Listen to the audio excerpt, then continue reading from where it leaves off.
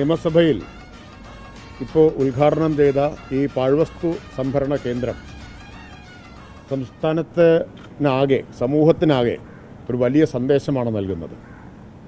കേരളത്തിൽ കഴിഞ്ഞ 2 വർഷം കൊണ്ട് പാഴ്വസ്തു സംഭരണ കേന്ദ്രങ്ങളുടെ എണ്ണത്തിൽ 3 ഇരട്ടി വർധനവുണ്ടാക്കാൻ കഴിഞ്ഞു, മാലിന്യമുക്ത നവകേരളം ക്യാമ്പയിൻ്റെ ഭാഗമായിട്ട്.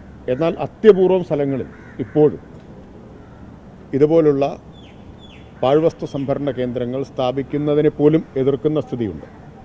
കേരളത്തിൽ 10ഓളം തദ്ദേശ സ്ഥാപനങ്ങളിൽ, 1034-ൽ 10ഓളം തദ്ദേശ സ്ഥാപനങ്ങളിൽ മാത്രമാണ് പാഴ്വസ്തു സംഭരണ കേന്ദ്രങ്ങൾ ഇല്ലാത്തത്.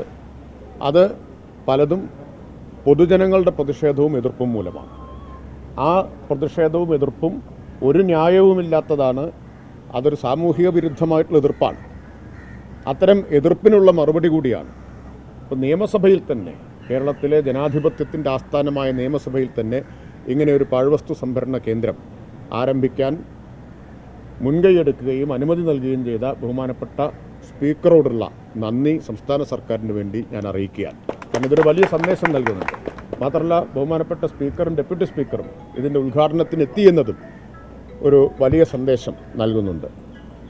മുഴുവൻ MLA-മാരും ആയിരക്കണക്കിന് ജീവനക്കാരും എല്ലാം പ്രവർത്തിക്കുന്ന ഈ നിയമസഭയിൽ ഇതുപോലെ പാഴ്വസ്തു സംഭരണ കേന്ദ്രം ആരംഭിക്കാമെങ്കിൽ, അത്രയും ആളുകൾ, ആയിരക്കണക്കിന് ആൾ വരുന്ന സ്ഥലമാണ്, അവിടെ ആരംഭിക്കാമെങ്കിൽ മറ്റെവിടെയും ഇത് ആരംഭിക്കുന്നതിന് തടസ്സമില്ല എന്ന സന്ദേശമാണിത് നൽകുന്നത്.